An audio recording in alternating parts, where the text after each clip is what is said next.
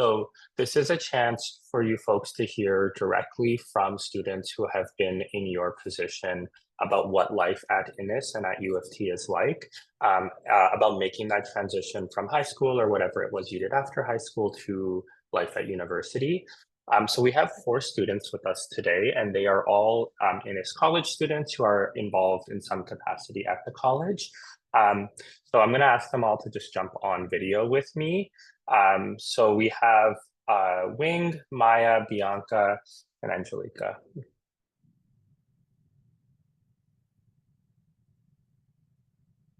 Okay, perfect. Thank you, everyone. So again, this panel is this is a kind of chill part of the day, honestly. It's a chance for you folks to ask, as incoming students, to ask questions to some current students, whatever it is that might be on your mind.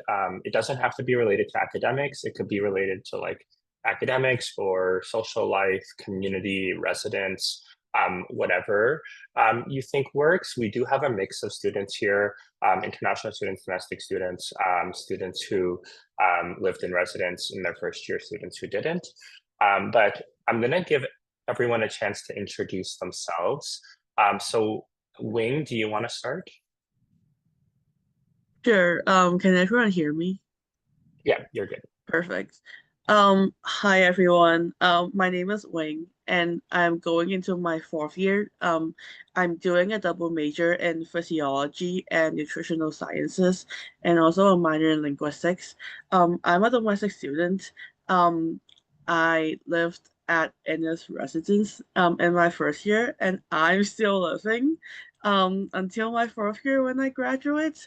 So yeah, I can answer like questions about like living on res and also like getting involved around like Innis College and maybe around U of T because I've been in like a couple of like Innis clubs and like U of T clubs like here and there. So yeah, nice to meet you all online. Okay, perfect. Maya, do you want to go next? Yeah, for sure. Can you guys hear me? Yep, you're good. Okay. Hi, I'm Maya. I was here in the morning, so I'm one of your orientation coordinators. I am going to my 2nd year, so I just finished my 1st year, and I'm majoring in neuroscience and double minoring in physiology and psychology. I was a commuter in my 1st year, and I will be commuting next year and probably until my 4th year. And yes, if you have any questions about the commuter life or even any questions about the orientation, I would love to help you guys. It's funny because Maya and I actually met at academic orientation last year, just a year ago today. So it's interesting to see how she's went from being one of you folks kind of joining the call to being one of our mentors on the call. All right, I have Bianca next. Hi, everyone. I'm Bianca. I'm going into my 3rd year studying political science with a minor in South Asian studies. Like Maya, I've commuted since my 1st year and I'm commuting 3rd and 4th year as well.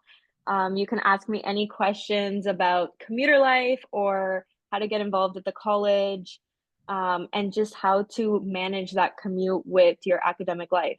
So I'm excited to be here. Thank you. Okay, perfect. And that leaves Angelica. Hi, I'm Angelica, she, her. I'm going into my 2nd year with a double major in political science, criminology, and sociology, and a minor in cinema studies. I am a domestic student. I did live at Innis last year, and I will be living at Innis next year. So if you have questions about like residence life or just getting involved at the college, you can ask me about that. Okay, perfect. So just to break the ice, we have some questions that are like pre-written, and they are questions based on questions we get other years when we do this. So it's questions that students ask kind of quite often. I think as we're going through these first like 1 or 2 questions that are pre-written, I would ask if you have any questions that you've ever wanted to ask an upper year student. Again, it can be related to anything about being a student at U of T. You can send it in the chat. If you want, you can also like direct message it to me in the chat, so it just shows up to me if you don't want everyone to see who sent it. But yeah, so either send it to me directly, I'm keeping an eye on the chat, or just send it in the chat overall. Okay, the first question is, if you could open a time portal and go way back to 1st year, and give yourself one piece of advice as you move into your 1st year, what would you say to yourself? And any one of you that have an answer can kind of just unmute yourself and speak. Okay, I'll jump in. I would say just enjoy yourself and live in the moment. It's really, really overwhelming, not just academically, but also just transition from grade 12 to university. There's so much going on and you want to be involved. You want to make new friends. You also want to do well in your classes, but I think it's really important to just be proud of yourself in that moment and just enjoy it to the fullest and not worry too much about what might happen or what you think will happen, because I promise like everything will be okay. So that's kind of what I would tell myself, like it'll all be okay and just enjoy it while it lasts, because I wish I could go back to my first year now that I'm halfway through my degree every single day. So if I could go back, I would. Actually, I wanted to build up on what Bianca was saying. Something that I really wish I started doing in my first year, now I know how to do it, is to enjoy time being alone. Because there is times that you would want to, like you don't really have anyone at the university to be with, like between classes and everything. So it is really important to like have fun being alone. Like now I know how to spend time with myself and find the comfort in being by myself. And also, another thing is that literally, as Bianca said, don't go too hard on yourself. Like everything will be okay at the end of your first year. I understand it's going to be a lot stressful managing everything. You need to balance a ton of things and you just started. So definitely don't go too hard on yourself. Give yourself credit for everything that you've been doing.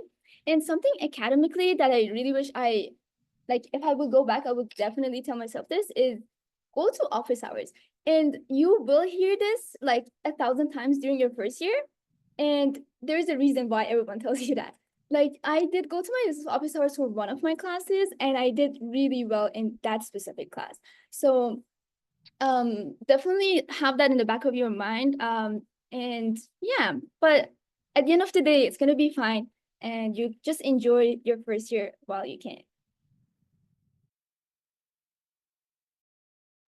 Yeah, I think that like one advice I would give to my performer stuff is to like be like make good use of like resources around campus, because like there are a lot, and a lot of them like you pay for it, maybe like the gym memberships, maybe for health and wellnesses, and maybe like student clubs and stuff like you can like join, because like at university you're not just here for academics, you're also like here for like the university life experience. So like your life like builds like way upon like your studies and stuff.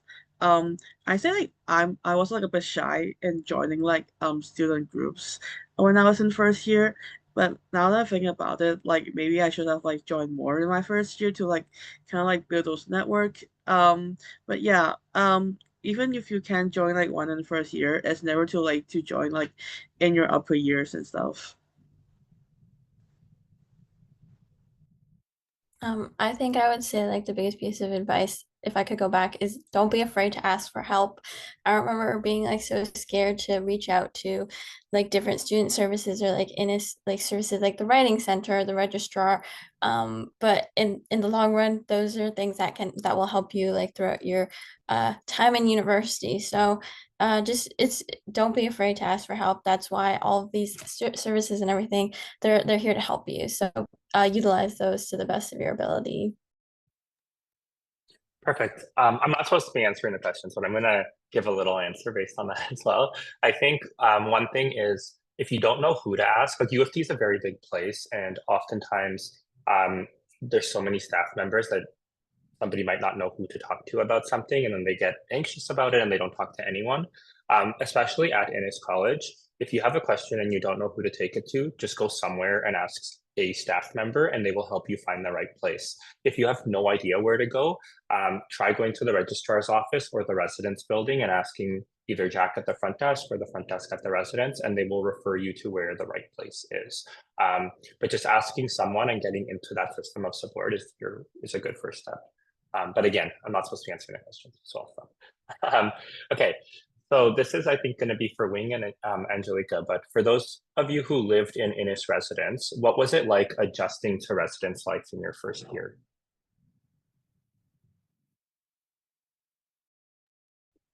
Yeah, so I can kind of start first. Because I'm not from like Ontario, so my family is like out of province.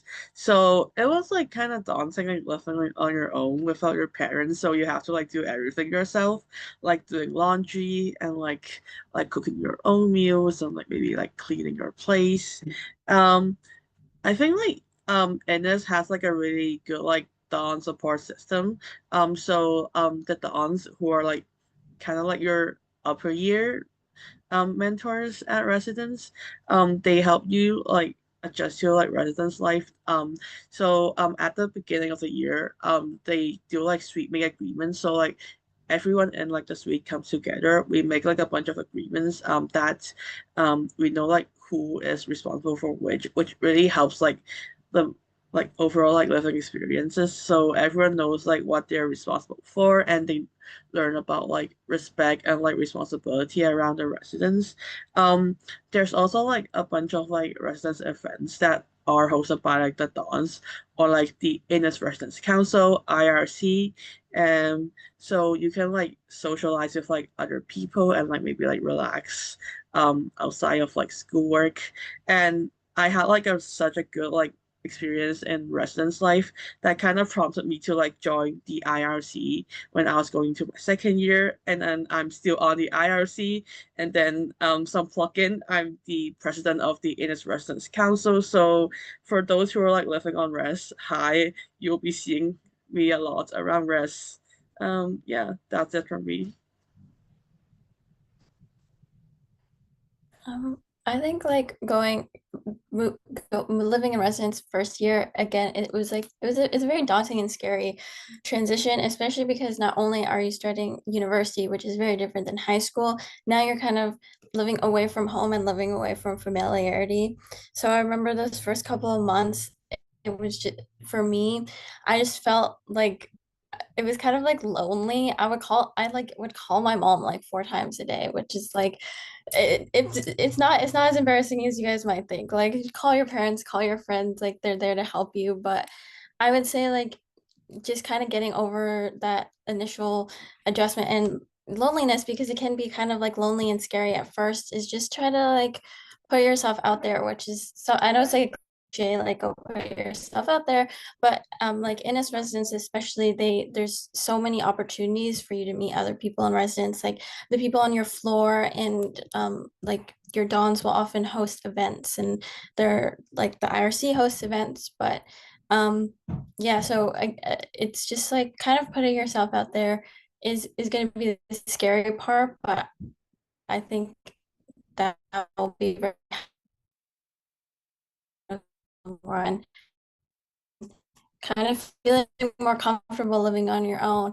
And since I feel a lot more comfortable, I did initially, so it does get better. Even if at first it might seem really scary and doesn't seem like things are going to change, it will get better because you're going to grow in your first year. So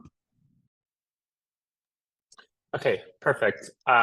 So we have a question that was about clubs. I'm going to paraphrase it. It was, how do I know, like, were you involved in any clubs or extracurriculars in your first year? How do you know how many to be involved with, like what to get involved with and when?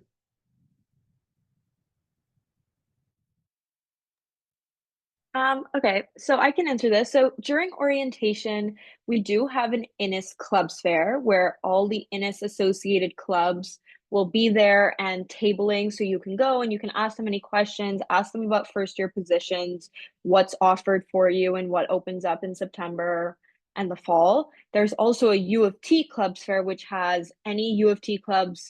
You have to pay a certain fee to be involved, but they will all be tabling there, so you can walk around there, ask whatever questions you like.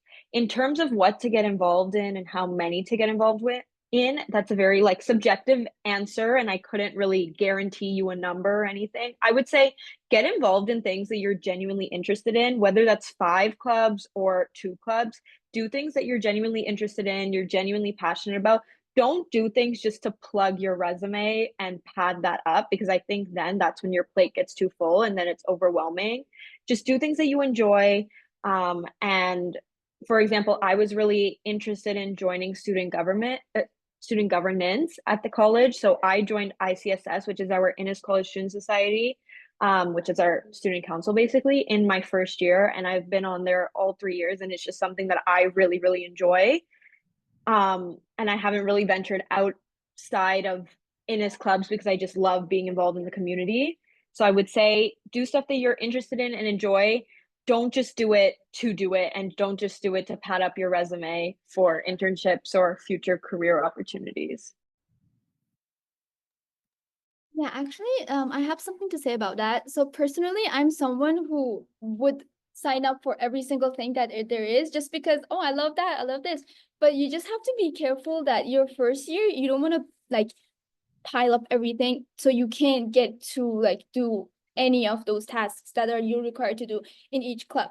But I would say I know some of the people, like I also joined ICSS as a first year rep last year. So like I worked with Bianca and everything. So they definitely join the student groups because they will help you also get to know more people. But at the same time, I would say don't join way too many. That like as Bianca said, it is very subjective of how you can manage like school like clubs and then like your life as well. But I know some people full on didn't join any clubs because they wanted to focus on academics on their first year. So if that's something that you're thinking of right now, I would suggest personally, but one tip I would say is that actually get your foot in the door and start to be at least in some of the clubs that you are interested in. Like for example, I joined like the camera club at Hart House by just seeing them at the campus, like the U of T club sphere, just because I'm interested in the photography, right? So definitely get your foot in the door and at least try some clubs as your first year, and people who are in those student groups will understand that you're a first year and they wouldn't put too much on you. So you will definitely be able to manage it. So definitely don't go to the extremes. Don't do too much or don't do nothing at all. But yeah, that would be something I would strongly suggest you to do. Okay, perfect. So sorry, we have a few questions, so I'm going to try to move forward a little bit. So we had one that it mentioned the U of T subreddit. So I will say, take everything on the subreddit with a grain of salt. But the question was basically, like paraphrasing the question, was basically, how difficult did you find your first year academically? And how did you like respond to the difference between your first year academics and high school? Yeah, I say that for me, like academically, I say it's a little bit more challenging than high school, definitely. For sure, like there might be like some materials you might be familiar with high school, like maybe like some calculus from high school, or maybe some chemistry knowledge from high school. But yeah, sometimes like expectations are different from um like from university, like maybe in high school you're like do like a lot of like computational problems, but maybe for like university you're more onto like problem solving and like maybe explain like the why behind your answer. So that was like a bit of like challenging for me because I'm not like the best in like explaining answers. um and also like university you like have like a big lecture, sometimes your lecture can get to like 1,000 people, so there isn't like that kind of like student teacher support like you have in high school. um I say that like some advice I'll give, it's like go to office hours. They're definitely like much smaller at a smaller base, so you can like ask questions like to your profs. If you're like too intimidated to ask like a question to your profs, you can always like ask questions on the discussion boards if your course has one, or maybe like what ask one of your TAs in the tutorials. And if you need like extra practice, maybe for like math and chemistry, they have like math tutoring hours, like there's like a math learning center, maybe like chemistry tutors that they can like help you. And one other resource I would really recommend, if you're at Innis, is make an appointment with your learning strategist. Like your learning strategist can give you like some advice on like how to like manage your studying time, like what methods are the most effective for you to study exams. I did like go to a couple of times in my first year, and it did really help like fixing my study schedule and like get like a better grade in those classes.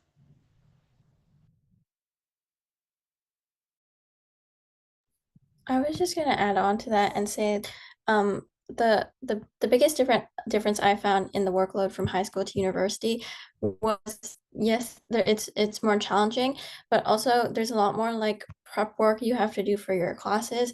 Like in high school, you would just go to your class, you do your teacher would do their lesson and then you'd like do homework. But in university, oftentimes you'll have like readings before a lecture that you need to do to better understand the lecture, or like take notes before the lecture and after the lecture. So I would say like that was kind of the biggest adjustment, doing kind of the extra work in order to better lectures that I was going to. So one piece of advice I would give to you is just try to keep up with that the best you can, because sometimes like you need to do extra work than just going to the lectures. But if you stay on top of all that stuff, it's not going to be as difficult as you might think it might be. Sorry, really quick thing. I promise I'll be fast this time. Something that Ving said was the learning strategist. Don't wait until you're struggling to go to the learning strategist. That's what I did. But if you start going early, and then they will tell you to book every 2 months or every month a little check-in, that helps with keeping you accountable. So definitely check out the learning strategist. That was definitely a very helpful resource. Okay, perfect. So we have one question that's just for folks who lived in residence. It's, what do you suggest we bring with us when we move into residence? Oh, yeah. This is like a really common question, and sometimes like even I don't know how to answer because it depends on like where you live. So like maybe for me, because I'm like out of province, so what I brought to residence like are like my clothes, some of like my basic like toiletries, so I can like really survive like on like a week or two and stuff.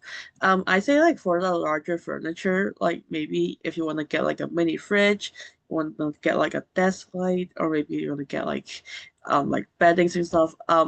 If you're like from like outside of like the GTA or like outside of like Ontario, definitely like you can like buy those when you're in Toronto. I know that there's like an IKEA um nearby our campus. Is like on like Young and Gerard or something. So it's quite near and you can like get like basic stuff. And also I know that like IKEA they do like student sales like before like school starts. So definitely go check that out. Um I say that like if you want to like get like a more concrete list on like what you get, you can like always email the residents. They sometimes they give like a helpful list on like what to pack and what you can buy like around like campus, so you don't have to like bring a lot of stuff and like maybe ship a lot of stuff from your home to campus, because that can be like awful if you have a lot of stuff.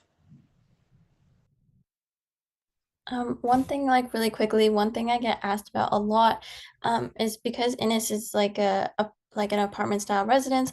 There are a lot of things that are often like shared between suite mates, things like toilet paper or appliances, or even like certain food items.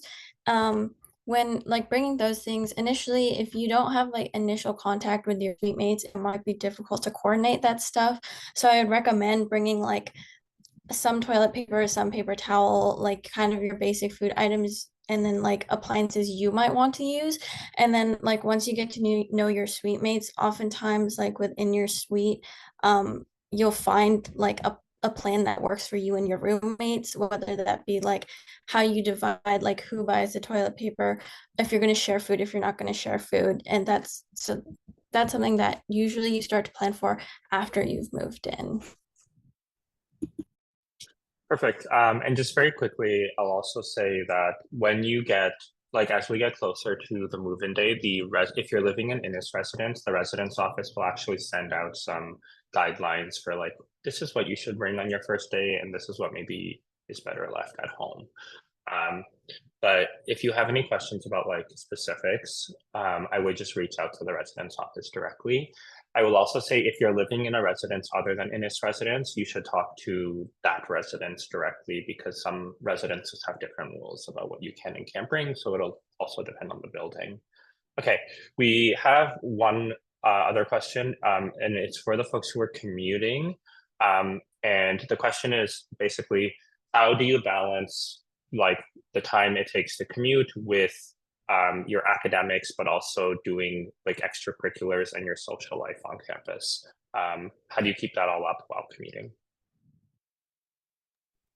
So a big thing for me, which you're really enthusiastic at the beginning of the year, so it might work, but then as you get really stressed out and overwhelmed throughout the year, maybe it doesn't happen. But I'm in political science, so I have a lot of readings. I tried to do a lot of the bulk of my readings during my commute time, and that made then when I got home or when I was around campus, I wasn't so concerned about sitting there doing readings because that can be really boring and dry. But that made my commute go a little bit quicker because I had something to do rather than just like sitting there listening to music and like staring at people. So it helped my commute a little bit, but I understand that like as you get more overwhelmed during the school year, that's hard to do.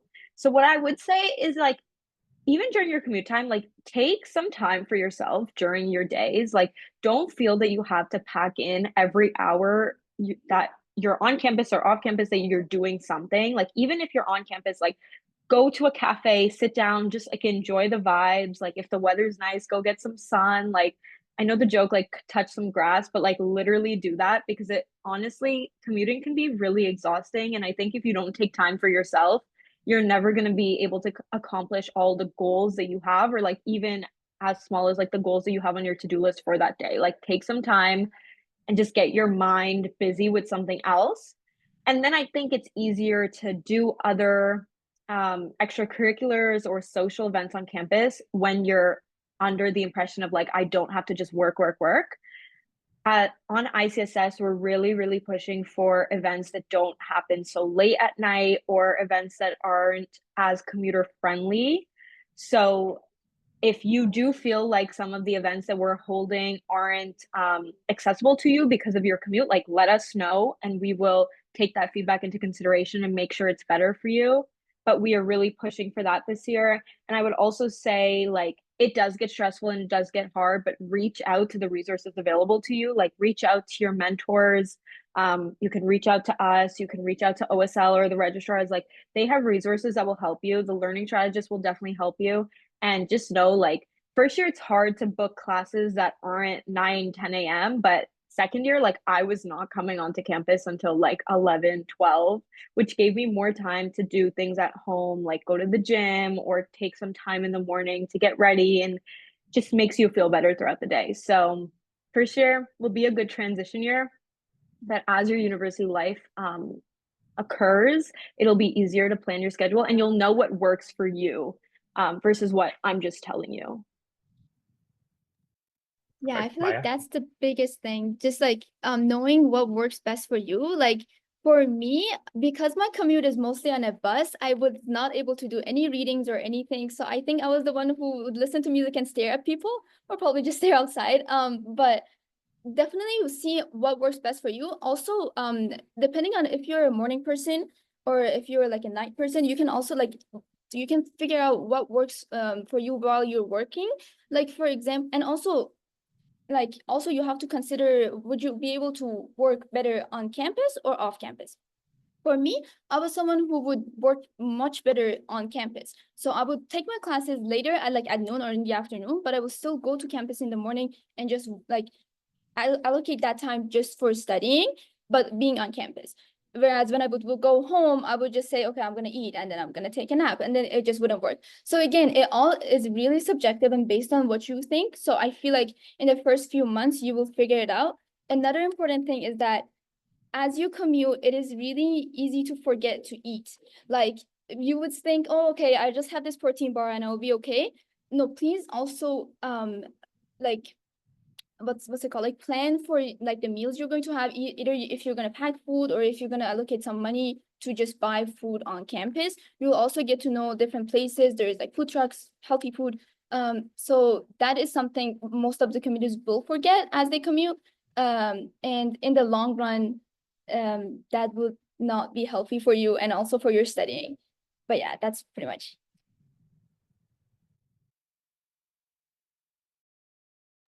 Okay, perfect. So our next question is I'm sorry, I'm paraphrasing some of these. How do you have any tips for how to actually make new friends in your first year, if you don't know anyone coming into U of T? I think I think this is gonna be like really cliche, but like talk to people in your lectures, talk to people in your tutorials. It might seem scary at first, but usually in like first year courses, most of the people there are in first year, so they're kind of in the same boat as you. So although you might like be nervous and anxious, like oh, like even during orientation week, it might seem that like everyone already has friends. I remember that was a concern for me, but usually everyone's just trying to figure it out, oh, and same as you. So don't be afraid to just like go up and talk to people. Even if it doesn't work out, you've started, sorry, I can't figure out the wording of this. You've like put yourself out there and then it's easier to do it the next time. So just yeah, just talk to people, even though that's kind of a cliche. I feel like something that, or well, first of all, as Angelica said, come to orientation. Orientation, like not biased because we're planning it, but orientation will definitely help you a lot with getting like to know more people and connecting with people. Personally, I billeted. So basically the commuters who are commuting and they're not living on res can get a chance, like you can apply for it and you can get a chance to stay on res. And I was able to connect with the people who I stayed with during orientation week. And every time I had exams in early in the morning, I would just stay with them at Innis res. So that helped me a lot. Another thing I would say is like first year learning community. If you can join that for your stream, for example, I was in life sciences, so I joined my life sciences flick. And that helped a lot because so many of the people that we would meet every week are also all taking the same classes, because first year classes, a lot of people just basically take the same classes. And I was able to know the people who I would go to class with, because classes can be very, very large, like 1,000 people in one class. So that definitely helped a lot. And you just have to push yourself a little bit to talk to more people. But like in the end, you're the one who would benefit from that. And also just consider that everyone is in the same boat as you and everyone wants to meet new people. So they would be happy if you start the conversation first. Okay, Wing or Bianca? Yeah, same thing, Maya. Um, Orientation, FLC. That's how I started. I met some of my like really good friends during these events and programs. So they're like a really good like starting point to like meet new friends. Another thing I would add is that like if you're living at residence, definitely like talk to your suite mates, talk to like people on your floor, on your house, or maybe just like attend like a residence event and like you can like meet other like residents around. And if you're like not even though if you're like not living on res, don't worry. um I say like you can like join like events like in this events, like usually we host like student life events which often like comes with like free food, so it's like a really good like, incentive for you to join. And also like you can like join a club. You can just be like a general member or maybe like be some of the reps or maybe like an exec, and then you can like meet all of like-minded people who have like maybe some interests and were like academic like profession like career goals with you. And yeah, just to like get the conversation started, and then soon like your friendship will like build beyond like what you're doing like in your club and maybe like into like more personal connections. Can I add one more thing, Damon? And when we say get involved, like I think sometimes we think just in clubs, but there's so many ways to get involved at U of T. I played intramurals in my first year, co-ed intramural soccer, and I met some of my really good friends from there that I probably would never have met or like cross paths with otherwise. So I highly recommend if you like playing sports, there's so many different avenues. You can do tri-campus or you can play intramural sports and you'll really meet a lot of people and just put yourself out there. Like no one really has it all together in your first year, and even if it looks like it, it's really like fake it to make it. Like there are no friend groups made, like friends will come and go. Like you just have to be able to put yourself out there and be comfortable spending time alone like we've talked about, but also just putting yourself out there at events and getting involved in clubs and extracurriculars and whatever that looks like for you. And that's really the best way to connect with people.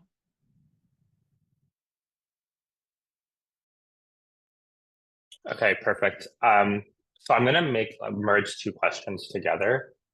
So if the questions are, what do you do between classes? Like, how do you spend your time between classes? And what are your favorite spots on campus? I think that like for me, because like I live at rest, so sometimes like if I have like a longer break between classes, I can like go back to like rest to like maybe like have some food or maybe just like take a nap. That's like really like flexible. But if I have like a maybe like a short gap, I try to like find like maybe like a study spot near where my next class is, and then maybe like get some like homework or like studying done. It doesn't have to be like a lot, maybe just like some many tasks, maybe like just like finish like a quiz, like or maybe like post like a discussion response or something. And one of like my favorite spots to hang on campus, not plugging in, is the Innis Cafe.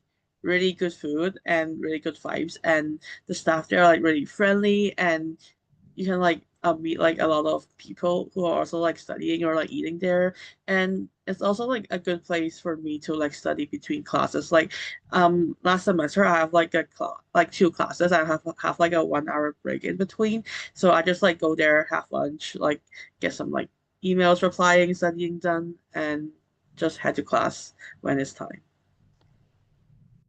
So for me, I designated library and study spaces to spaces where I want to lock in, and then spaces where I can go with my friends and just like chat all day long, because it's easy to get when you go with your friends, it's easy to not be productive. So for example, like Robarts, where it's super loud on like the fourth or fifth floor, is like that's my chatting space. So if I have time between classes and I'm with my friends, I would go there. But I've also designated libraries like EJ Pratt to like my lock in study time. Like no one can talk to me there because it's silent. So I'm forced to like be silent too. Other favorite spots on campus are the Arbor Room at Hart House. It's a restaurant that has like food, daily food, like it's different every day. They also have their preset menu, but they also have like meals, different pastas, different soups, I think, of the day, and then different just like full meals. Pretty affordable, I would say, and it's really good food and they have good music and it's good vibes. So I like to go there if I'm grabbing a bite or if I just want to like have a cafe vibe. The Innis library is always quiet if you like quiet study spaces.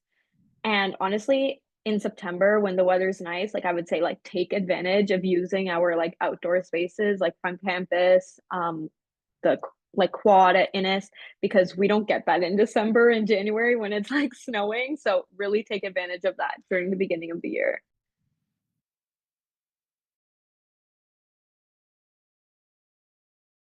Uh, I can add a quick thing. So everything like I feel like you will just find your like favorite spot as it goes by. One of my favorite spots is UC Quad. That's also really beautiful. So once the weather is nice, please like you can go check it out. And yeah, between my classes, I honestly just spent my time like talking. Not good. So like you should definitely like figure out what Bianca said and like put that in your time schedule as well. Okay, perfect. So I'm going to do one last call for questions. If anyone has any questions, feel free to DM them to me. We do have a couple more. So there's one here about bicycles and e-scooters. I'm just going to answer this one myself. Sorry, guys. So if you're living in Innis residence, there is a spot to store your bike or e-scooter. There's a bike locker that's under the building. So the Innis residence is lucky because there's a giant parking garage right under Innis Res, one of the few big parking lots on campus. And in that parking lot, there is a bike locker just for the residents. So you can store your bike or your e-scooter there. You're not permitted to bring your bike or your e-scooter into your room. I will note that e-scooters are actually banned in Toronto. So if you're coming to Toronto from somewhere else, just a heads up that like there are e-scooters here. You will sometimes see them around, but they're technically illegal. e-bikes are fine, are allowed, but e-scooters are technically prohibited. So how you deal with that is up to you, but you will see them sometimes in the city, but technically you're not supposed to have them. And then the last question we have, unless folks send in more, so please send in more. We still have a couple minutes if anyone has any last questions, but is about going to lecture. Just how do you prepare for lectures? Like, what should I bring to lecture? How do I make sure I'm ready for a lecture? How do I kind of adjust to that? So like for maybe the first week of school, what should the student bring? What should they be ready for? Go ahead. Go ahead. No, go ahead. Oh, okay. You go, please. I'm going to mute now. I would say it really depends on your like learning style, your taking notes style, but also what stream you're in. So I'll speak specifically about the social sciences. In the social sciences, you'll have a lot of lectures where they're kind of just talking at you and you're just trying to get in as much information as possible in your notes. I would say for classes like that, for me at least, even though I like to take notes while writing, it's not sustainable at all. So I would say bring your laptop or wherever you take notes, and just start typing those notes. Some professors might let you record them, so maybe that's a good option for you, but definitely ask your professor first. Don't just start recording because there are some copyright restrictions on that. And in terms of getting prepared, professors will really lay out in the first week or the first week of classes what is expected of you before lectures. Sometimes you have to watch several different videos before you actually get to the lecture. Sometimes you don't have to come prepared with anything. Sometimes you have to do 100 pages of reading. It honestly just depends. So I would say go in your look at your Quirkus course site prior to your first lecture. It'll lay out exactly what you need, probably what you'll bring. I would say bring a laptop, maybe have a pencil and paper just in case you need that. And whatever you prefer to write. Some people prefer to use iPads to take notes. That's like for econ or math or science, maybe that's better. But for like political science, history type of classes, I would say bring your laptop because you're just going to be typing away. I was gonna say, sometimes there might not be like a one size fits all like note taking like that's universal throughout all your classes. Like in my experience, I took both like social sciences and humanities classes, but I remember like in my political science classes, it was helpful for me to like use a device to take notes. But then there was some cinema classes I took where we would like watch clips from movies and clips from things. So then it wasn't necessarily like it didn't make sense for me to take notes on my computer and it made more sense for me to take notes by hand. But that's something that I kind of learned within the first few weeks of being there. So definitely like go in with options, even though you might think you take notes better a certain way. Sometimes depending on the layout of the lecture, like the layout of the classes you have, you kind of have to adjust to that. So kind of just take the first few weeks to figure out what not only the best note taking for you is, but like the best note taking for you and the structure of that class. Yeah, I'm just like gonna second like Angelica and Bianca. Like there's like not like a really right way to take notes. It all depends on like your note taking style. Like personally, I bring like an iPad to my life sciences classes because a lot of them are like drawing, problem solving and stuff. And maybe I just like annotate the slides and then I make like more detailed notes on my laptop later. And in terms of like how to prepare for classes, sometimes your classes might require you to like do some like pre-class like learning, maybe like watch some like learning videos or like maybe like do like a quiz before class. Like definitely check out like your syllabus or maybe like your courses announcements before that, and just to like get you to like be prepared when you're in class. Because like let's say like in my calculus class we usually have to like watch some like pre-class videos beforehand, and like in the lectures like the profs they don't really like teach anything. They just like put out like a bunch of like problems and then you just like discuss with like your classmates during class. So yeah, just be mindful of like any like pre-class work. Otherwise like don't be like too stressed for class. Just like get some rest and then be prepared to like learn more knowledge in a new day. Okay, sorry, we had a few questions come in. So I'm gonna try, some of these are related. So one is, are there any specific note-taking strategies that work for you personally? If anyone has any. So for me, and again, specific to like political science and those types of courses, it was helpful to have my reading notes opened during the lecture and then kind of using the same document in whatever way you would like to, maybe in a different color, to insert the lecturers or professors' kind of main points. A lot of times in lectures where they just talk at you, there's points that they're really emphasizing that they might repeat several times, or they might be like, hey guys, this is really important. That's the stuff that I would really write down. Sometimes you don't have to add everything that they're saying. You'll see sooner or later, professors are very passionate about what they're doing, and oftentimes they'll go off on tangents. So maybe don't write down everything that they're saying. Really focus in on what the important parts of each lecture is, and then add them to your reading notes so you can then connect the reading to the lecture. And I think that's where the best learning happens, when you're able to connect two things together. So that's what I would say for one tip. One thing I would say, a lot of times, and I'm also a political science student, so I oftentimes we'd have like these long lectures, and then our professors would like post the slides.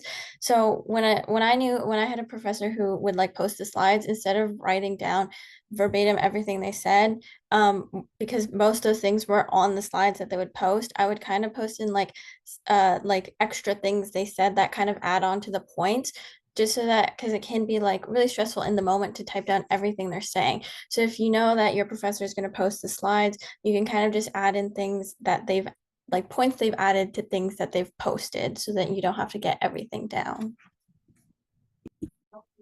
Also, speaking of like softwares, as a life science students, I use an iPad, and then I use the like Microsoft OneNote, just because we are all added, like as UFT students, we're all added to Microsoft, so we have access to Word, PowerPoint, and then OneNote. So you can definitely like go like see whatever software works best for you. But for me, I would just upload, because for life science students, they will just post the slides and then they will go through the slides. So like Wing said, we would just annotate on the slides. So I would just upload them on OneNote and then use my iPad to add anything that the prof says that is not already on the slides.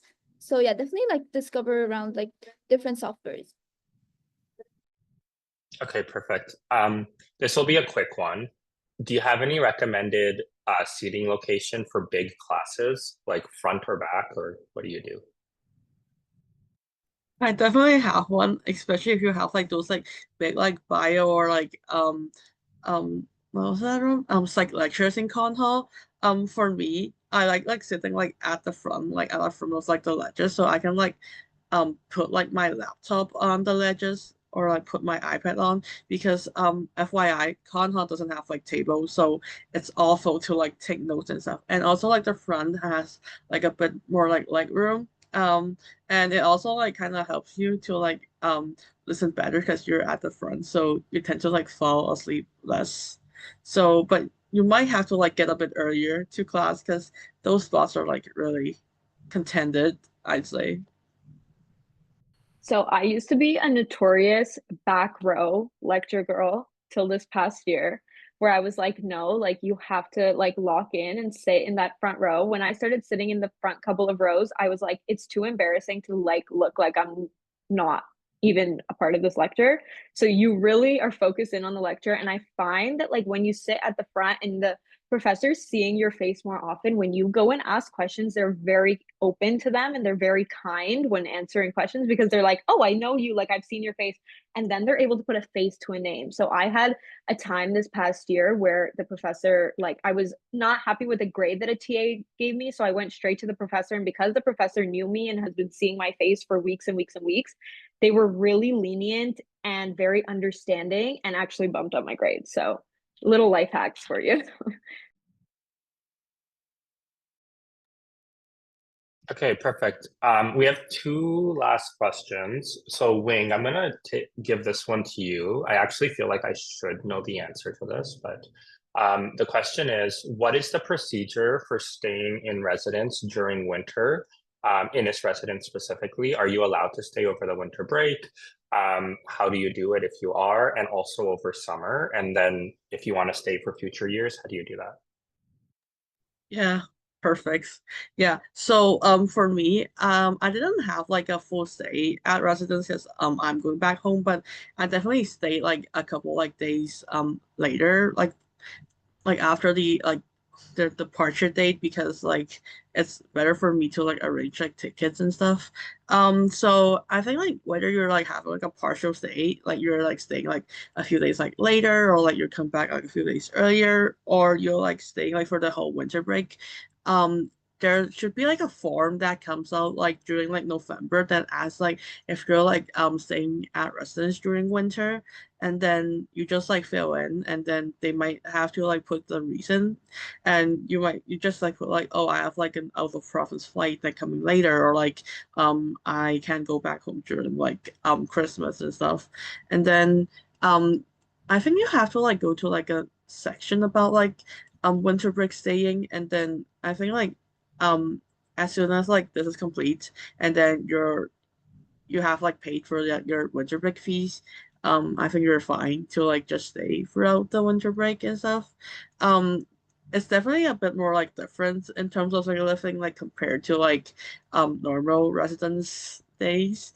Like there's like a lot of like maintenance construction that might be going on, so like just be aware of it. And then the front desk might like have like limited services that are like due to like time constraints, or like manpower constraints and stuff. For summer, I believe it's come on like a first come first serve basis. It usually like opens like during like the summer, no, February and stuff. So you just like fill in an application on like StarRes, or like the residence website, and then as soon as you like get like an offer, you're required to like pay like a deposit and pay your fees like behind. And then instead of like moving out, like you don't have to like fully move out if you're like staying for a summer and you're already on rest. You just have like a move over where you like move to a different room instead. Um, as for like readmission, I can't like speak for like other residences, but for Innis, you have to like apply on Star Res and like answer like a couple of questions like why do you want to like live at Res as an upper year student, or like list some of your like involvements at like residence or like Innis or like U of T. I think they kind of like changed it a bit this year. Um, Usually they look at like your academic standing. I As far as I know, it's like as long as you have like good academic standing, like you're not failing, you're fine. But they also like look at like your residence involvement, like going to like house meetings, or like going to like residence like events, and then they look at your applications, and they also like look for like feedback from your dons if you're like already living at like Innis. Like, is this person like a good suite mate? Are they like a good like upper year like leader that can like teach first years and stuff? Usually you get like your residence like readmission sometime like between like April and like May. But there might be like some more like rollouts like after that. So if you're like interested in applying, like definitely like apply earlier, because there are like still information to like write and stuff. And I say like have some like backup options, because like for Innis residents, like only like 25% of like residents are like upper year, so not a lot of people can like get readmitted back. So have some like backup plans, like living like at another like residence, or like even like living off campus. Okay, perfect. Thank you, Wing. So I'm going to summarize that very quickly. If you are staying in res in your first year and you want to stay over the winter break, you can do that, but you're charged separately. You just have to request it during the fall, and then you pay an additional fee to stay during the winter, and you can stay. If you want to stay during the summer, you request it during second semester, and you can stay for the summer. Just a note that we do open to other students in the summer as well for the residents. So sometimes we'll have like students who are from another university that are doing an internship in Toronto or something, and they stay as well. So and you won't have the same roommates. And then if you want to come back in an upper year, the primary criteria that the residence team uses to determine whether you qualify for readmission is your community involvement. About 20% of the students in residence are upper year students. Many more upper year students apply than there is space for, unfortunately. And being heavily involved in a positive way in the community is the main criteria for readmission. Okay, we have time for one last question. I'm going to answer this one myself as well. So the question is, if I'm on the wait list for Innis residents or residents generally, what would be the latest that I would hear back? So this is complicated. If you're on the wait list for residents, you could hear back anytime until September. So the most of the movement on the wait list happens near the end of July. So there's one bulk change in the end of July usually. When students who accepted an offer to you, that's like sometimes students who accepted an offer to U of T and accepted the offer to residence change their mind about what university they want to go to or whether they want to live in residence. And because there is a deposit deadline around the end of July, oftentimes those plans will change around the end of July. So that's the first batch of changes. The second batch of changes is like late August, early September when school starts. So that is students who change their mind about wanting to be in residence when they get here. Maybe the like they're in courses and it's not for them, and university isn't working out kind of how they want it, or something in their life changes. So there's some students who might get here, spend a week or two in their courses, and then you're in the first or second week of September, and then you change your mind about being at U of T or in residence. So there's some changes then. So oftentimes if you're on the res wait list, I would say your best kind of chance to hear back is the end of July or like early to mid September, when things kind of change for most students. I will say there's usually, I can't speak for the residence team directly, but there is usually very little movement other than those times. It can be hard to find a place off the wait list, but if you're willing to wait into September, then oftentimes things open up, but there's no guarantee. Okay, that was our last question. I just want to say thank you again to Maya, Wing, Bianca, and Angelica for joining. It was great to hear from you folks. If you're around campus, even over the summer, but definitely once you get here in August or September, you will see these faces around. And if you are reading your insider emails, which you should be, you may be seeing some other faces as well. But perfect. Thank you again to you folks and to the students who sent in questions. And I'm just going to pass it to Denise for the next slide.